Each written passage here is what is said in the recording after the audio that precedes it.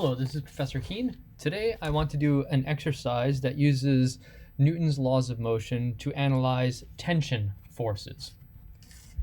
So this is a practice problem involving tension forces. Over this lecture, and I guess the last lecture and the next couple lectures, I'm just going to be working through example problems for you.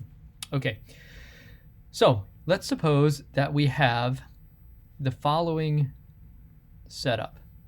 So we've got a ceiling right here, this is kind of a corner of a room, and we have a ball right here, and it is suspended by two strings, one of them connected at a 45-degree angle. So here's the angle theta, which I'll specify to be 45 degrees, and another horizontal string like this. So there are two strings connected here, connected here, connected here, and connected here to this ball. And I want you to draw a free body diagram for the ball suspended by the strings. So draw a free body or force diagram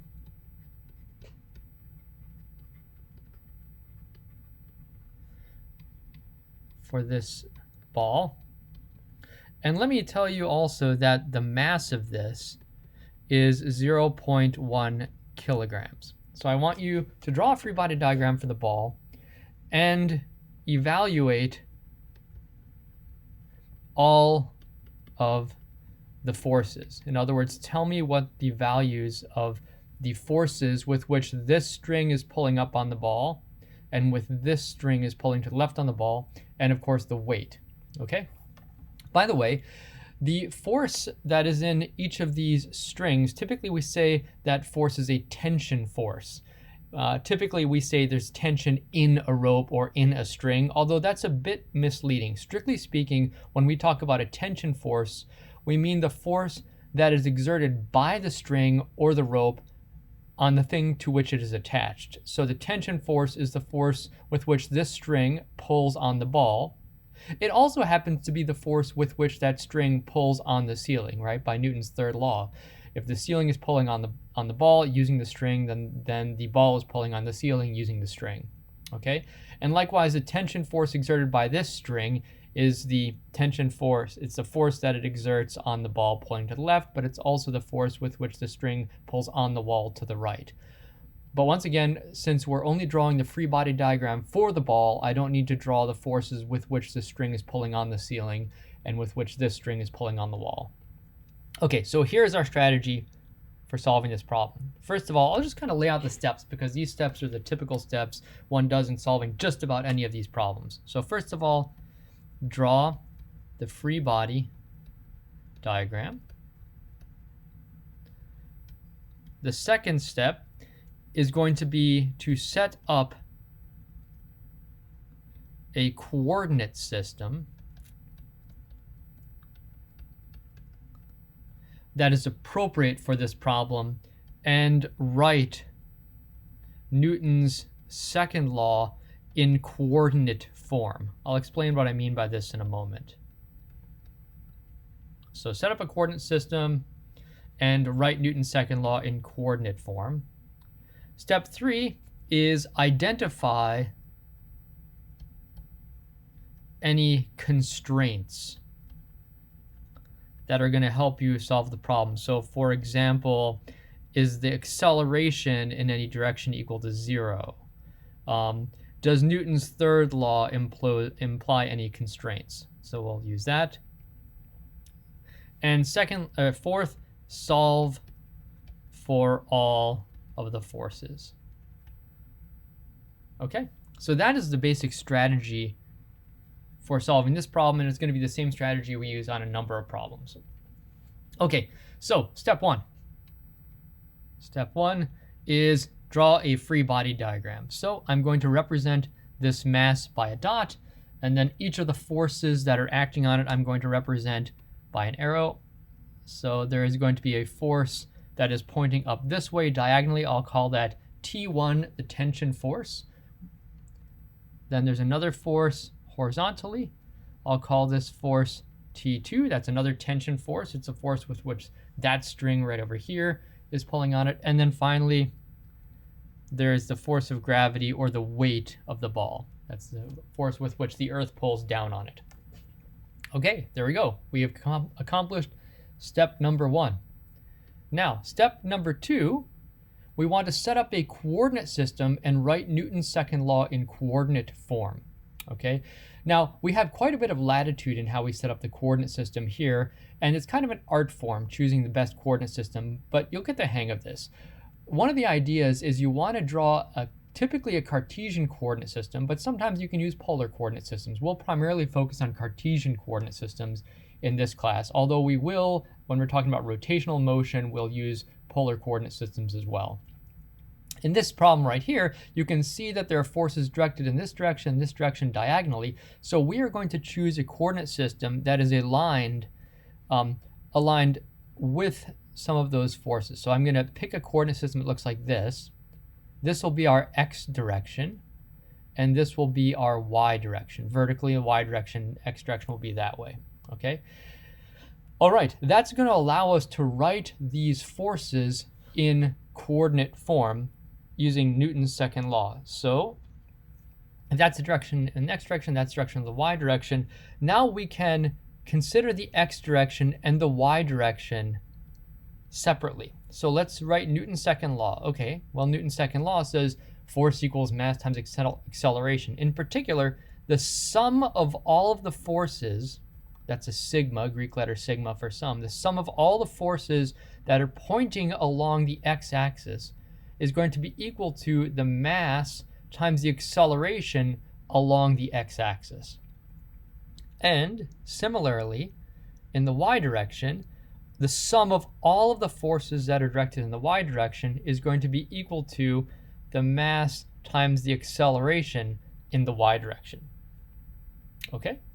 So this is writing Newton's second law in component form in terms of the x components and in terms of the y components. The x component of the forces lead to acceleration in the x direction. The y components of the forces lead to acceleration in the y direction. Okay. So let's write this out in a little more detail. In the x direction, what are the forces in the x direction? Well, the x direction is the horizontal direction.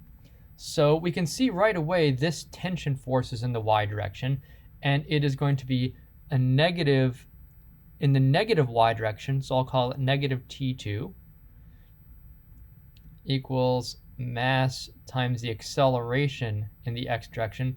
But notice also that this tension force can be decomposed, as we talked about in the last lecture, into an x component and a y component. So here, let's do this. Let's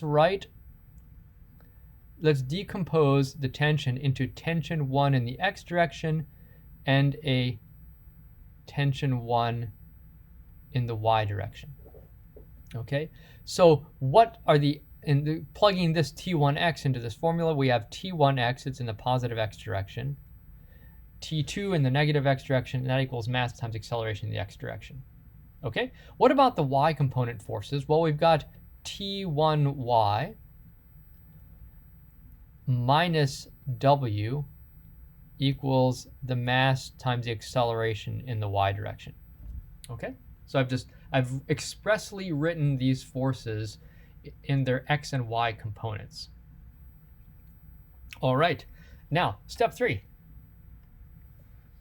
Step 3 says identify any constraints and plug these into these equations. All right, so we know, since this ball is sitting still, that its acceleration must be 0 in both the x direction and the y direction. That means ax is 0 and ay are 0. So we know that ax equals 0. That implies that this equation right here can be written as t1x minus t2 equals 0. We also know that the acceleration in the y direction is 0. The ball's not accelerating up or down. Therefore, t1y minus w has to be equal to 0. Okay, so those are 2 constraints we're applying that are going to simplify these equations. We also know something else about T1 and T1x and T1y. So another constraint we have is because, let me draw something else here. Let me go like this. We know that this angle is 45 degrees right here. That's what I told you over here, which means that this angle here is 45 degrees as well. So if this angle is theta is 45, this angle is theta is 45, that implies that T1y and T1x have the exact same size because this is a 45, 45, 90 triangle. The two sides of that must be the same. So we know that T1x is going to be equal to T1y by geometry. If I'd given you a different angle here, then there would be some relationship between those related by trigonometric identities. Okay, but because we know this, that is going to simplify our two equations. So maybe I'll call this equation 1 and equation 2. Or you know what? Tell you what. Let me actually just call those equation x and equation y, since that's what I was doing before. So the x equation then becomes, well, T1x. Let's move the T2 to the other side. And the y equation, we can also write, well, let me see, T1y equals w. And we know that this is going to be equal to that. We know T1x equals T1y. We also know that the weight is going to be equal to mg, which is equal to 0.1 kilograms times the acceleration of gravity, which we use 10 meters per second squared. Okay, so that's another constraint. All right, and since we know all these things, we know the weight. So we know the weight is equal to 0.1 times 10 would be 1 Newton. The weight is 1 Newton. And since the weight is 1 Newton, that means that T1y also is going to be 1 Newton by equation y. And then we also know that T1x has to be 1 Newton. That's by geometry. And since T1x is 1 Newton, we know T2 has to be 1 Newton. So we basically have found all these forces now. The weight, T1x, T1y, and T2. The nice thing also is we weren't asking originally what T1x and T1y were. We were asking what the tension T1 is. But we can just use Pythagorean theorem now to get T1. So we say T1 is going to be T1x squared plus T1y squared square root, which is going to be the square root of 2 newtons. So now we know T1 is root 2 newtons, and we have completely solved this problem. We know the tension that is in string 1, that's square root of 2 newtons.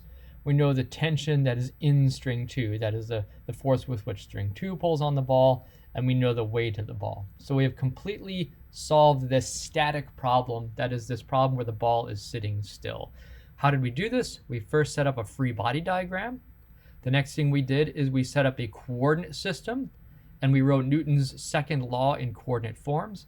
Then we started identifying constraints, saying the accelerations were 0, and by geometry, the components of this tension force were equal. And then we used the relationship between mass and weight. And then we solved for what all the forces were. So that is the strategy for solving a problem like this, and I will stop there.